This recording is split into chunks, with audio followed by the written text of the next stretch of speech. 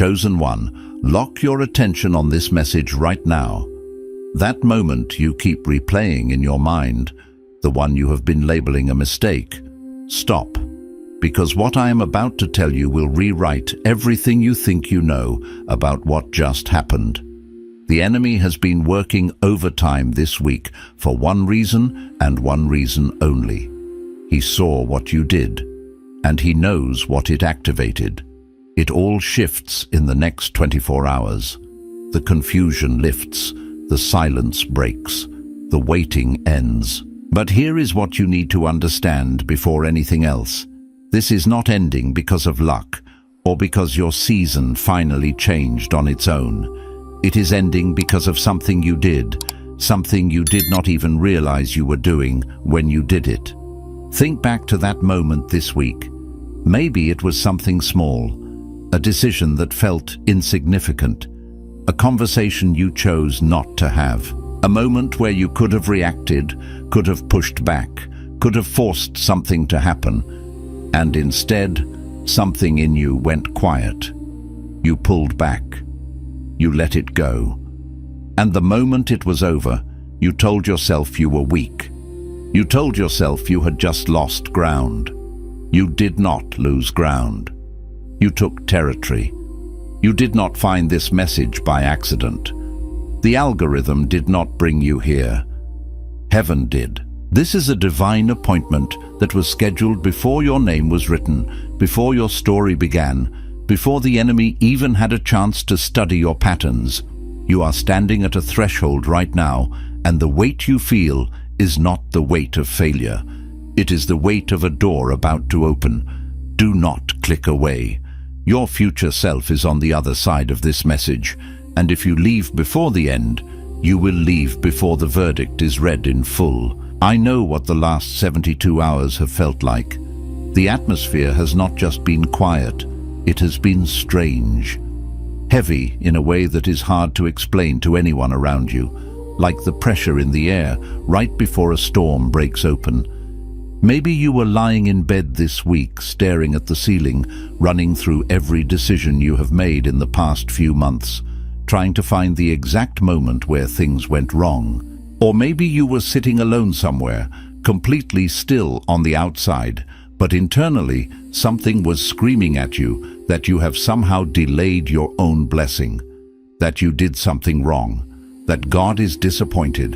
You feel suspended, like you are standing in a corridor between the life you had and the life you were promised, and the door on both ends is closed. And in that corridor, the enemy has been whispering a very specific lie directly into your spirit. He is telling you that the reason everything feels frozen is because of something you failed to do. He is replaying a moment. Maybe the moment you went silent when you should have spoken. Maybe the moment you walked away from a situation that felt urgent. Maybe the moment you stopped pressing, stopped pushing, stopped striving, and simply let go. He is telling you that was the mistake. He is telling you that act of release, that moment of surrender, that breath of stillness in the middle of the storm was the reason you are still waiting.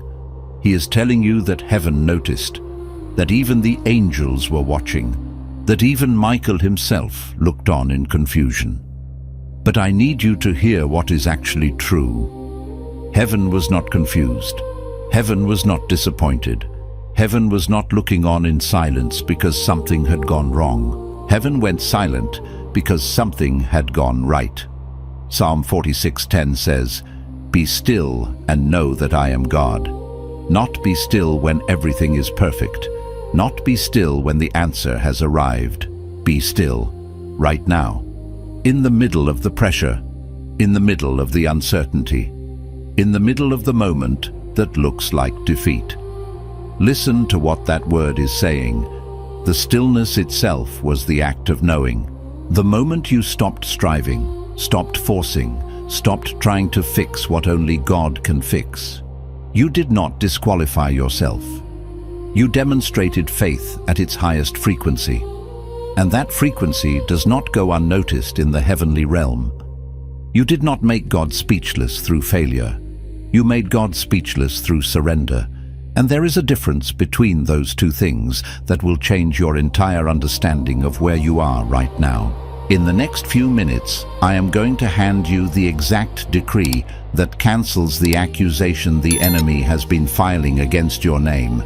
I am going to walk you through the divine audit that shows you, moment by moment, where you were winning battles you thought you were losing. And at the end, we are going to seal this verdict with a declaration that closes the door on the lie permanently. The heaviness you feel is not punishment. It is not evidence of delay. It is the pressure of finality. It is the tension of a cord stretched to its absolute limit, right before it releases everything it has been holding. You are not starting over. You are finishing.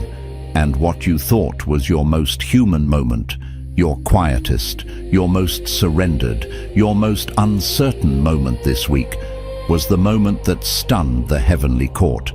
Not because you failed, because you finally trusted. What you just did, that act of trusting, is not common. It is a rare and sacred act, one that reverberates through the spiritual realm. Most people simply cannot do what you did. When the crucible of life intensifies, when the weight of circumstance presses in, when the silence stretches so long it begins to feel like an endless void, and the enemy, ever the opportunist, starts whispering its insidious lies into the deepest chambers of the soul. Most people react. They flail.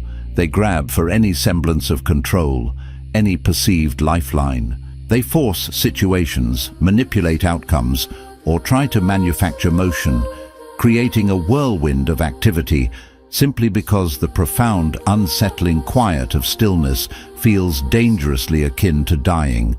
It feels like relinquishing all agency, like a surrender to oblivion. But you, in that crucial moment, did not succumb to that frantic impulse. You held your ground, not with brute force, but with a quiet, resolute trust. And heaven marked that. Not with a fleeting glance or a casual acknowledgement. No, heaven marked it in a permanent, indelible way. It's the kind of divine marking that rewrites the very code of your destiny, changing the trajectory of every single thing that follows. It's a cosmic imprint, a divine seal of approval etched into the fabric of your being, declaring that you possess a rare and precious spiritual strength. It's a testament that you have moved beyond superficial faith into a deeper, more profound communion, demonstrating a trust so complete it bypassed the clamor of the world and resonated directly with the heart of God. It signifies a profound shift, recognized and affirmed by the divine architect of your life, setting a new course for your journey ahead. Some messages don't just inform, they activate.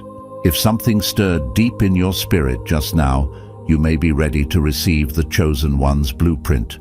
This sacred guide reveals the 8 divine patterns behind your calling, your suffering, and your destiny.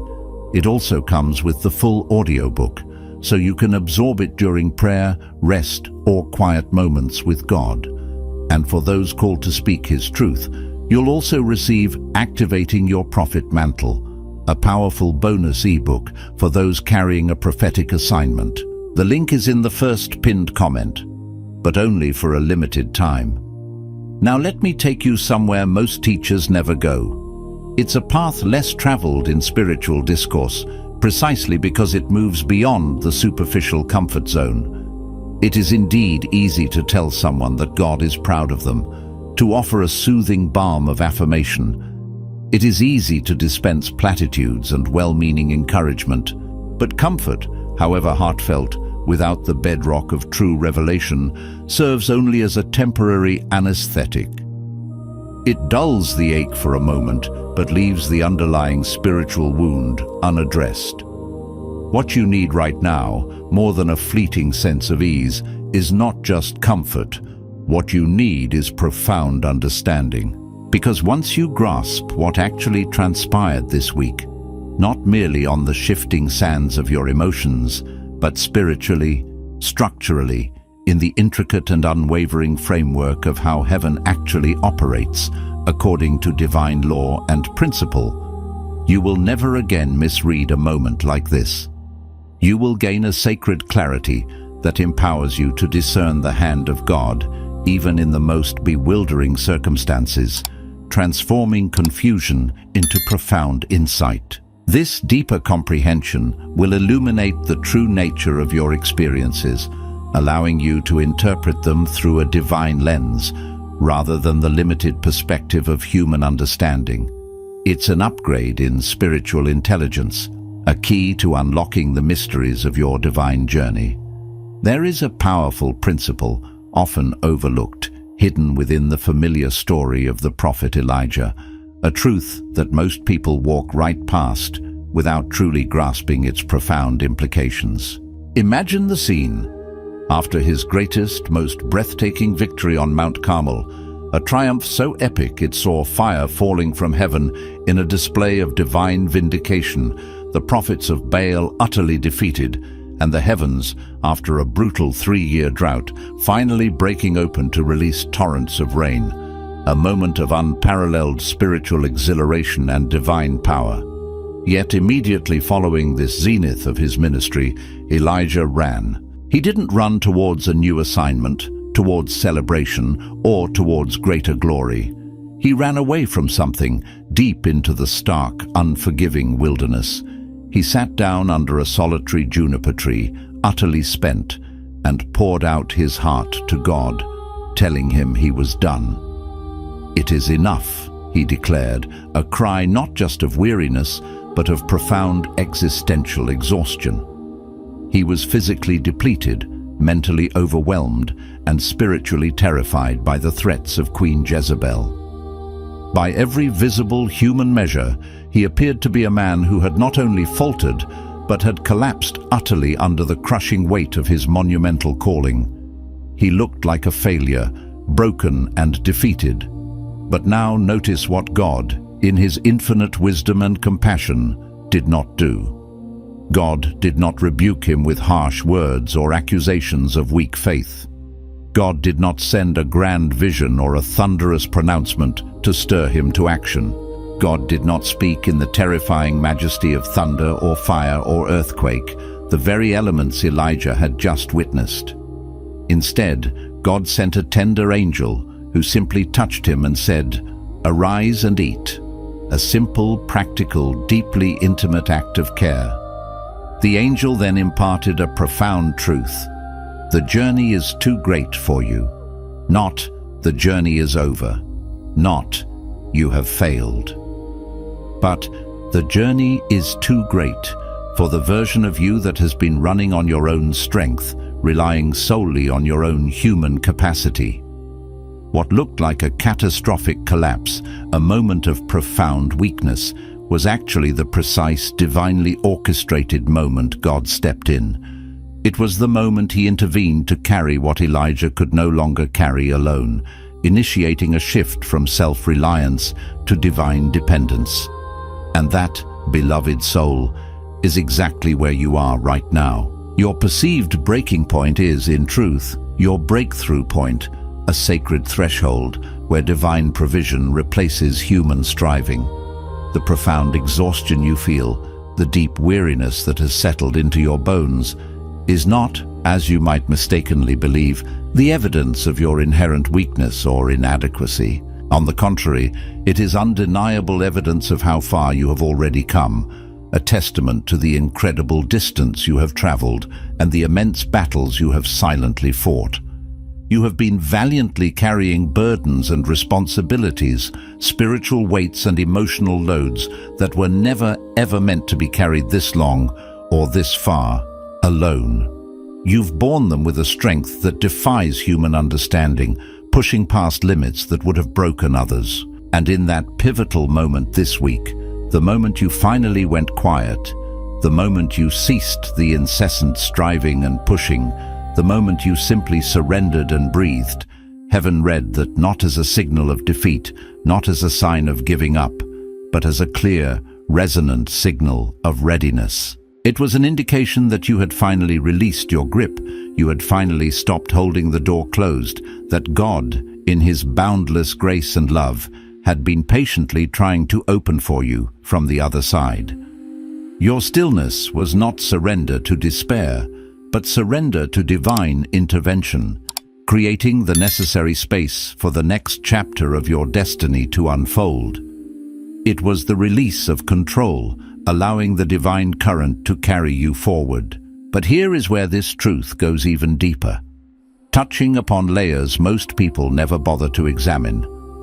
Beneath the surface of that profound exhaustion, deeper than the pervasive tiredness, under the compelling silence that has enveloped you, there lies a question. A powerful, vulnerable question you have been afraid to ask out loud, even to yourself. You have feared voicing it because, in the constructs of conventional spiritual teaching, asking such a question feels dangerously akin to doubt.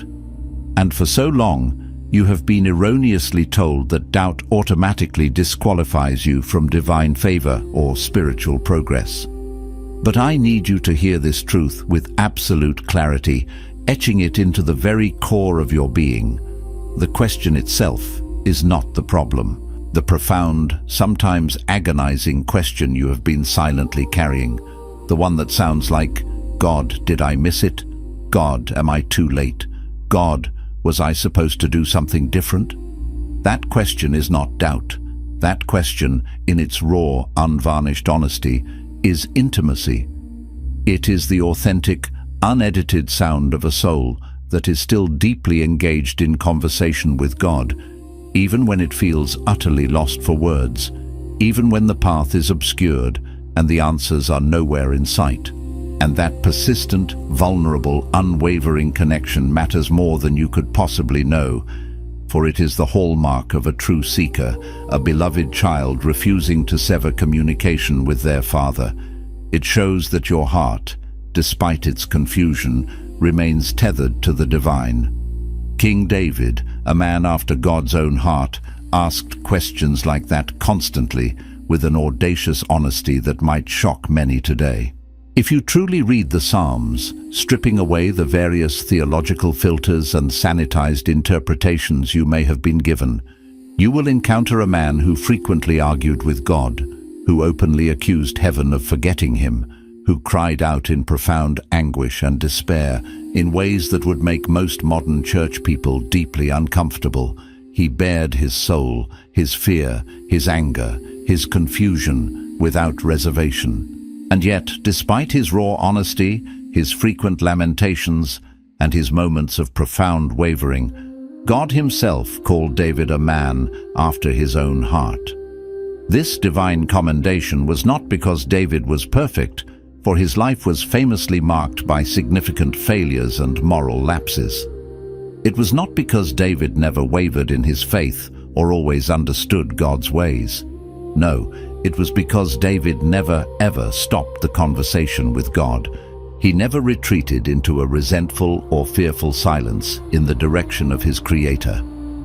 He only went silent in the direction of the enemy, refusing to give the adversary the power of his internal dialogue or his attention. And that, beloved one, that profound distinction, the unwavering commitment to continued dialogue with God, even amidst confusion and pain, is the truth that changes everything.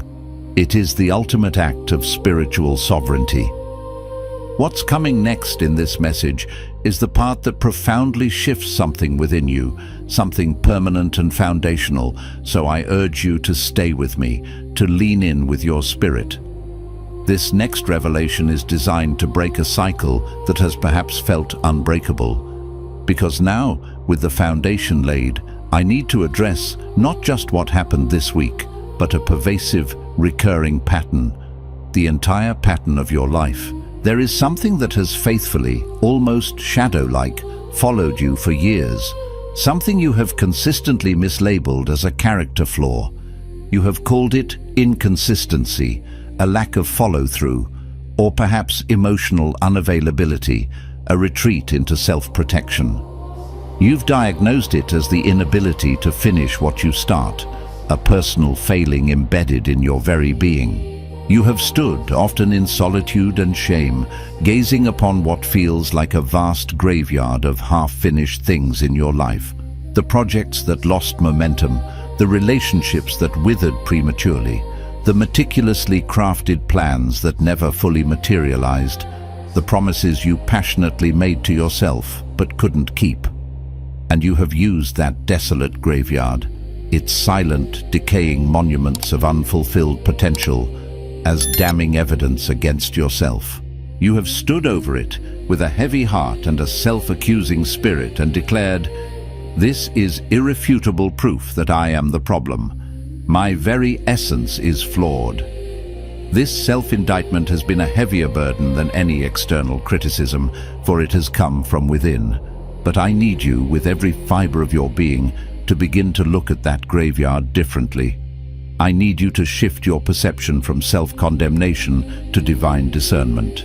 Because not everything in that graveyard died because of your failure, your weakness, or your inherent flaw. A profound spiritual truth is this: some of those ventures, some of those relationships, some of those aspirations simply died because they were never truly meant to survive. They were never aligned in their truest form or timing with what God was actually building within you or through you. They were detours, temporary lessons, or mismatched pieces of a larger, divinely orchestrated puzzle. And the profound, liberating reason you couldn't finish them, the reason you found yourself consistently unable to push through to completion, was not a deep-seated weakness within you. It was, surprisingly, wisdom. It was a subtle, yet powerful knowing that resided beneath the turbulent surface of your conscious mind, a spiritual discernment you hadn't yet learned to fully trust or articulate. This inner compass, this divine whisper, kept gently but persistently saying, "This is not it. This is not the thing that aligns with your highest purpose. Keep going, keep searching, keep seeking." And instead of honoring that profound, intuitive knowing, instead of recognizing it as sacred guidance, you tragically misinterpreted it as personal failure, adding yet another heavy stone to your self-constructed case against yourself, further cementing your narrative of inadequacy. You have, in essence, been prosecuting yourself with evidence that was never meant to convict you, but rather to redirect you towards a more divine path. And this illuminating realization leads us to confront something even deeper, a spiritual truth that very few people are truly willing to face head-on. There exists a sophisticated form of spiritual self-sabotage that is so deceptive it cleverly disguises itself. It looks like humility, presenting an outward facade of meekness and brokenness. It sounds like surrender, spoken with pious tones of giving everything over to God.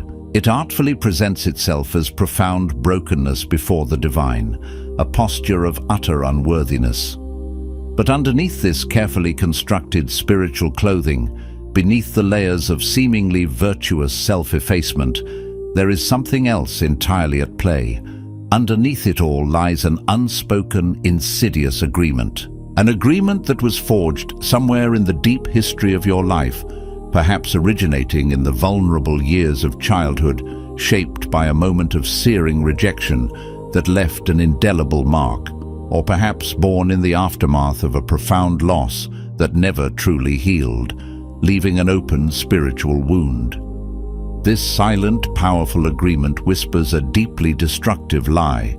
It tells you that you are not the kind of person for whom things truly work out. It convinces you that you are perpetually destined to be the one who watches, an eternal observer, as others step triumphantly into their promises, their breakthroughs, their divine inheritances, while you remain forever standing at the precipice, gazing longingly from the edge.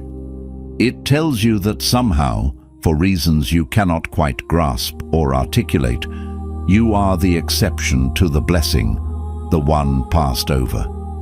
Not because God actively hates you or has forgotten you, but because something deep within your own being, a part of your wounded self, has made a decisive internal judgment that you are uniquely and fundamentally disqualified from receiving the fullness of divine favor. This internal pact has been more binding than any chain, more pervasive than any external obstacle. That agreement, cloaked in its deceptive spiritual guise, is not humility. It is a profound and destructive lie. It is a carefully crafted falsehood, dressed in the sacred garments of spiritual virtue, designed to hold you captive. And this agreement has proven to be more cunning, more pervasive, and infinitely more effective at keeping you stuck, paralyzed in spiritual stagnation, than any external attack, any demonic assignment, or any opposing force ever could have been. Its power lies in its proximity and familiarity. It lives intimately inside the house of your own soul. It speaks with an unnerving resemblance to your own voice, using the very cadence and inflections of your inner dialogue. It skillfully manipulates and weaponizes your own history, presenting your past experiences, your disappointments, your perceived failures as undeniable evidence against your future. And every single time God, in His grace, begins to move you towards something new, something expansive, something truly aligned with your destiny, that insidious voice, that internal agreement is already there, standing first at the threshold of your consciousness. It whispers its familiar, paralyzing refrain. You know how this ends. You've been here before. It will only lead to more pain, more disappointment, more proof of your inadequacy.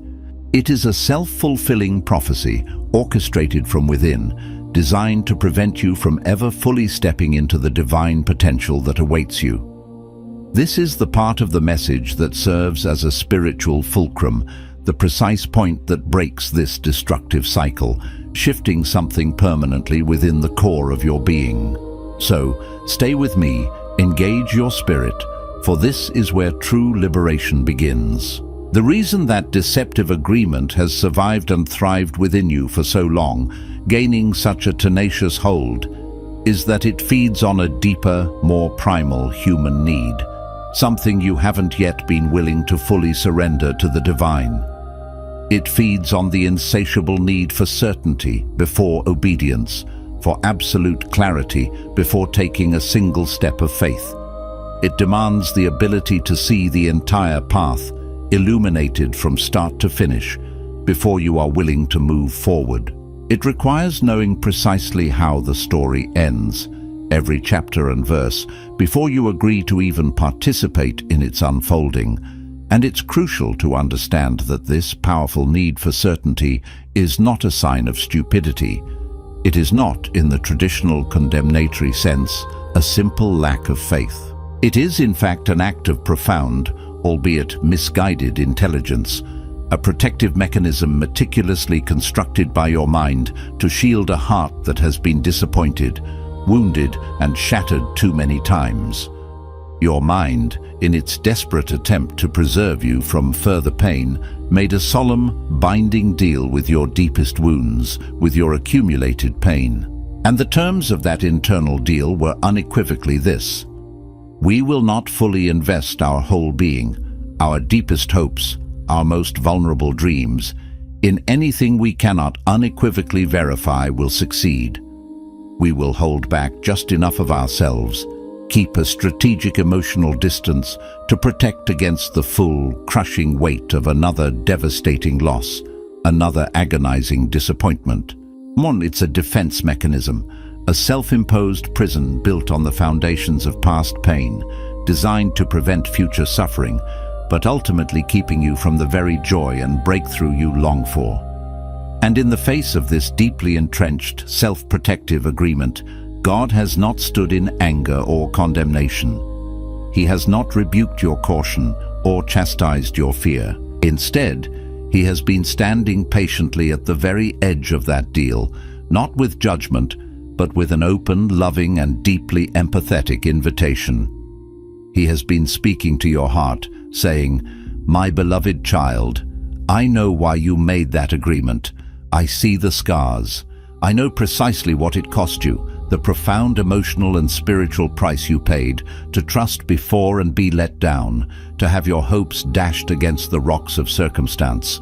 I know what it feels like, that visceral ache, to have believed in something with every fiber of your being, poured your soul into it, and then watched in agonizing helplessness as it crumbled, fell apart, or simply vanished. I'm not asking you to pretend that those painful experiences didn't happen, to gloss over your trauma with superficial faith. Healing does not require amnesia, but I am asking you to do something even more radical, more courageous. I am asking you to trust me, your Heavenly Father, more than you trust the ingrained, painful pattern of your past experiences. I am asking you to believe in my unwavering faithfulness more than you believe in the predictability of disappointment. That, my friend, is the profound, life-altering invitation that has been standing poised at the threshold of this entire season of your life, waiting for your courageous yes. It is the call to break free from the chains of what was and step into the boundless possibilities of what can be, empowered by a trust that transcends every past wound. And now, here is the part you probably did not expect, the revelation that may entirely reframe your understanding of your journey thus far. The very thing that has been consistently blocking you, holding you back from stepping into your full potential and divine assignment, is not the enemy's direct assignment, not some external demonic force actively working against you. It is not even the people who betrayed you, whose actions wounded your heart.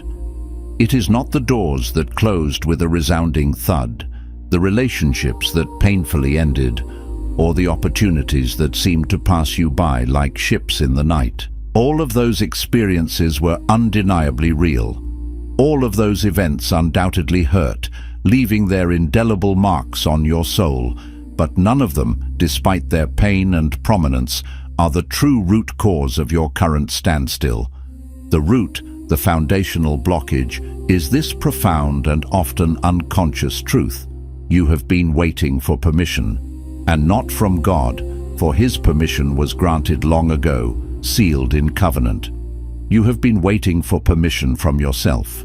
You have been holding out for an idealized version of yourself to emerge, a mythical self that feels perfectly ready, feels inherently worthy, feels completely healed enough from every past wound, feels absolutely certain of every step, feels spiritually elevated enough to finally, unequivocally step forward without the paralyzing fear that you will somehow, inevitably, ruin what God is trying to do.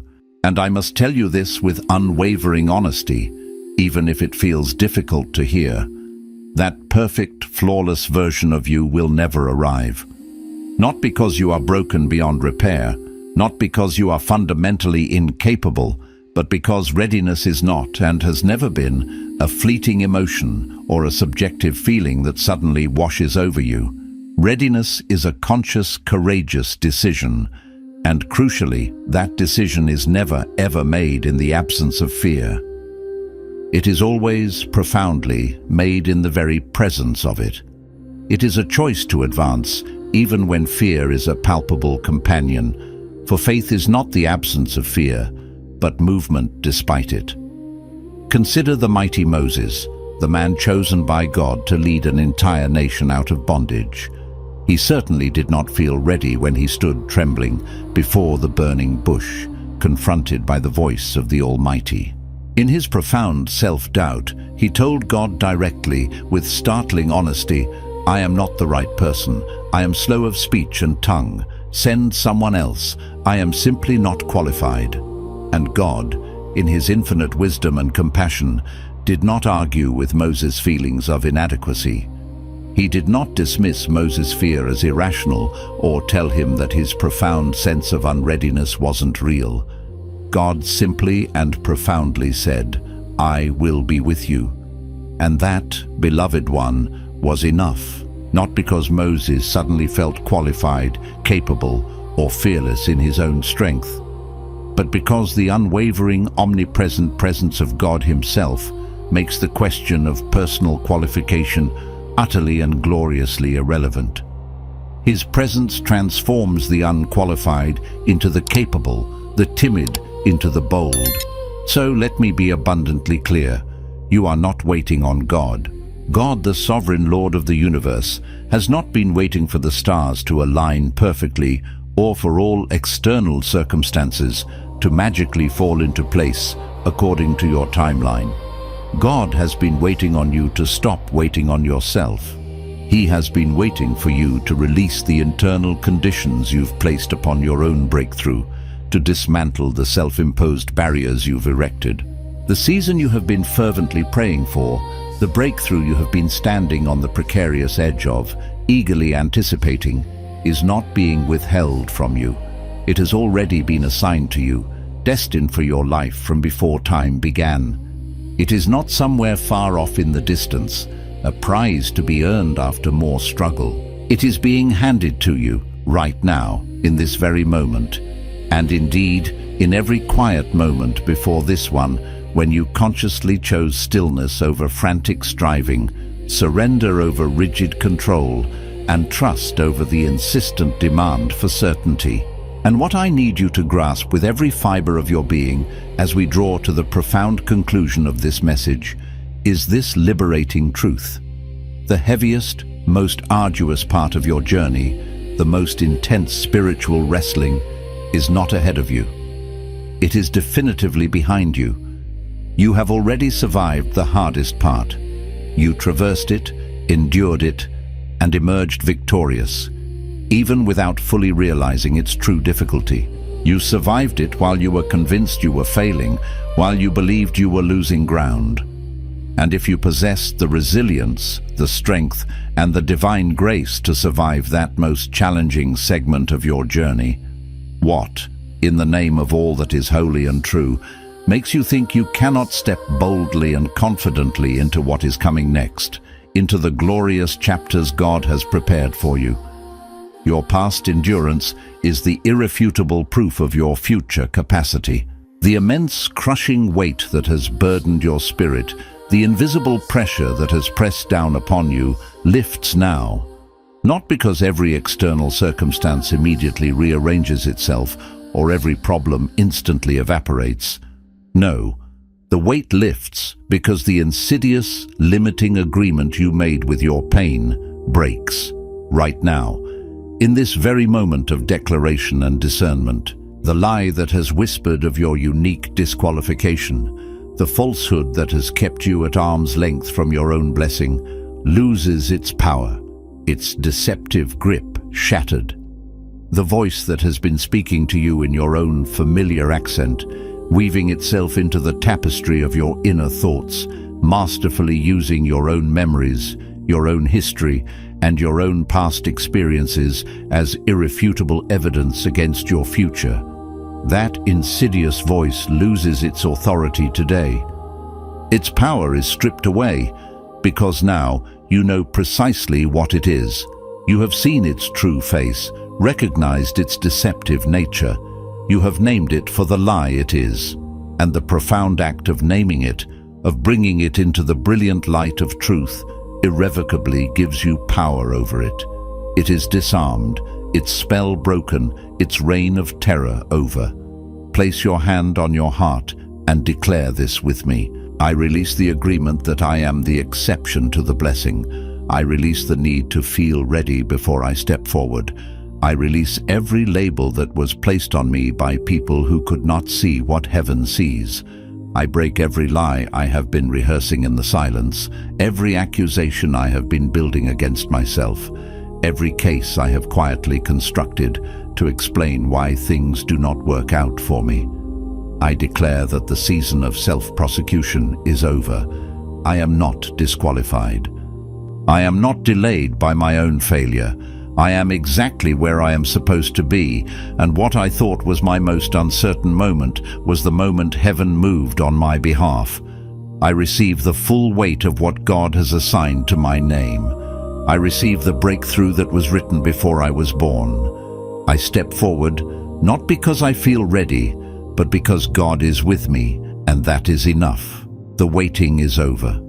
The silence breaks. And I walk into what is next, knowing that I am seen, I am chosen, and I am not alone. If this message confirmed something your spirit already knew, leave a word in the comments below. Just one word that describes what shifted for you today. I read every single one. And if someone in your life is standing in that corridor right now, suspended between what was and what is coming, share this with them. Because sometimes the most divine appointment we can keep is the one we open a door for someone else.